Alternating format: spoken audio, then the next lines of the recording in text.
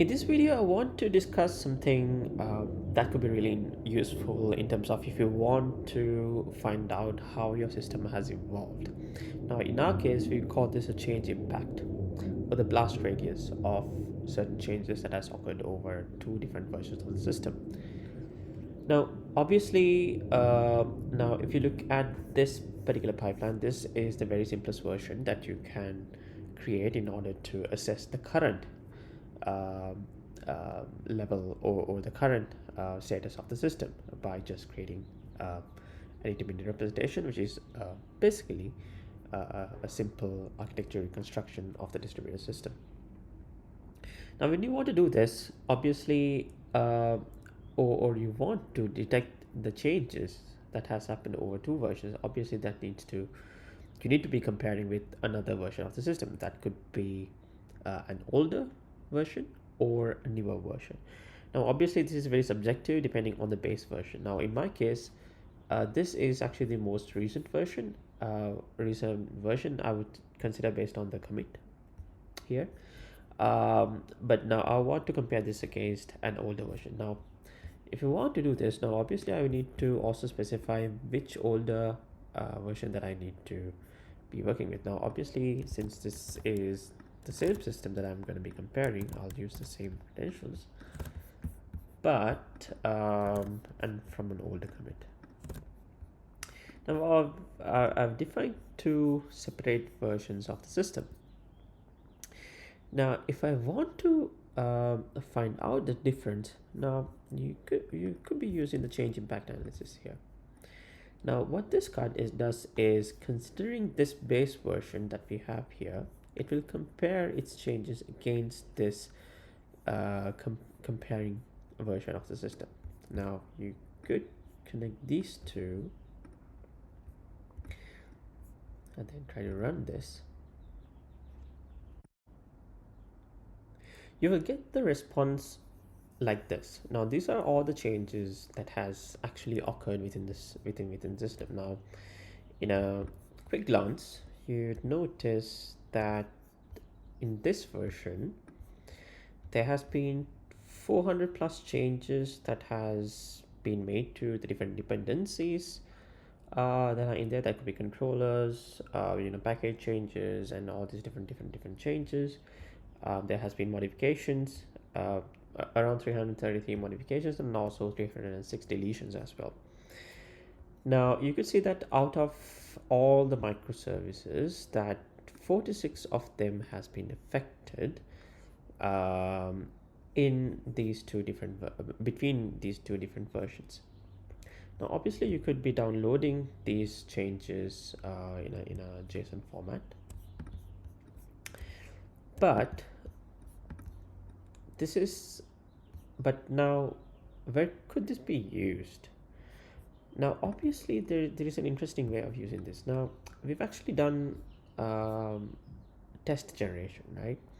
Now, in test generation, what we have essentially done is to generate these components. Now, considering this base version, you can be generating the components, put them into a component card. Now, once you have those different components, you'll be generating the different test scenarios, and once the test scenarios are generated, you could be prompting for the LLM, and then do a test suite generation, which you could be executing from our system itself onto the target system. Now, this has been the very typical test flow. But now, since we know that there has been this many changes that has occurred in the system, so 46 of the microservices has been affected as a result. Now, one thing that you could be doing is, rather than testing the whole system, you could potentially be looking at testing or focusing your testing effort into these particular changed areas. Now, you may ask how. Now, it's actually very simple. Now, in our case, since we know what are all the changes that has occurred, It's just a matter of linking the change impact with the scenario generator.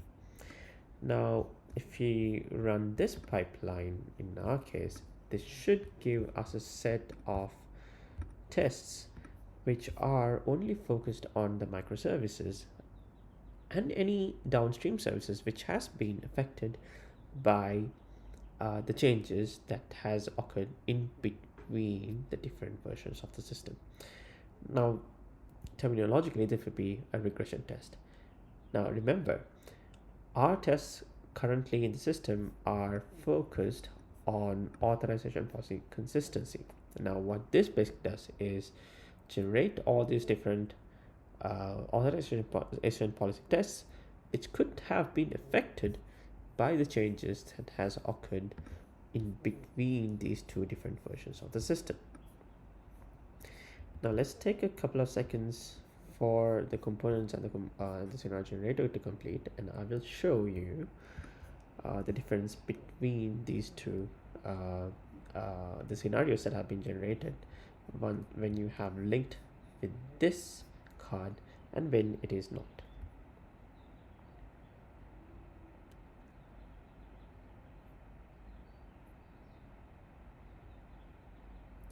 Okay, now since we have the results, you can see now if we run the scenario generator,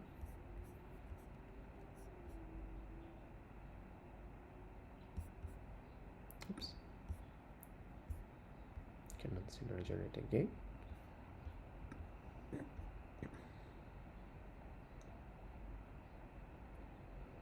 Okay, now we see that the regression testing is active in the scenario generation, right? Now if we expand this, we could see that, okay, typically we are targeting these tests into these 46 modified microservices, taking them as the entry points, but obviously if they have downstream parts, in these particular testing scenarios, we would technically be looking at them, the impact on them as well. Now here we have only generated 167 different scenarios. And obviously we can continue to generate the prompts, and then since these prompts are generated, we could execute the LLM to generate the tests, and we could be looking at the test executor as well if you want to update the tests. Now in comparison, what I will do is I will show you what happens if there was not to be a link in between these change impacts and the scenario generation. Now if I now run the scenario generator,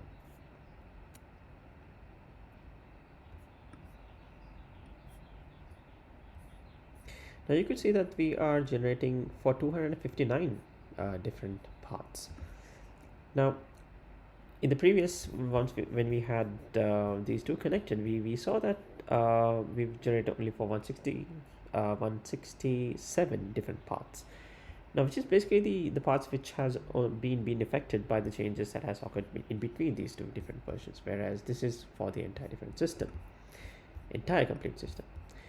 Now I'll put this back in. Now you might also wonder, what if I want to see the impact of these different changes, but now also considering my formal verification results as well?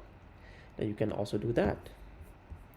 Now the formal verification, what we did was to simply connect these two, and then once these two are connected, now if you want to incorporate your formal verification results as well, now again it's just a matter of connecting these two. Now we've obviously done this before. Now you could see that there are 3 different inputs into the scenario generator. Now if you run this,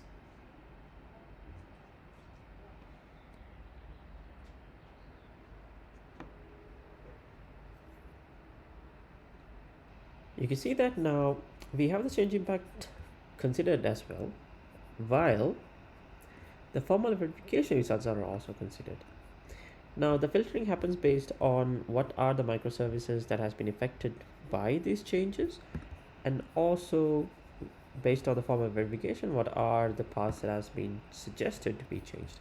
Now in here we could see that there are now only 7 different paths that are being targeted um, in the scenario generator. And this is very acceptable because we see that in formal verification there are about 9 suggestions or 9 different paths that are being targeted for policy changes, whereas in the change impact analysis there has been 167 different paths that has been um, changed. Now the intersection of that seems to be only 7 different paths which are now being tested out for policy validated for policy consistency or inconsistency. Now here this is a much more complex sort of analysis that you can do using Arinova, and more complex work could be done as we improve the system as well. Thank you.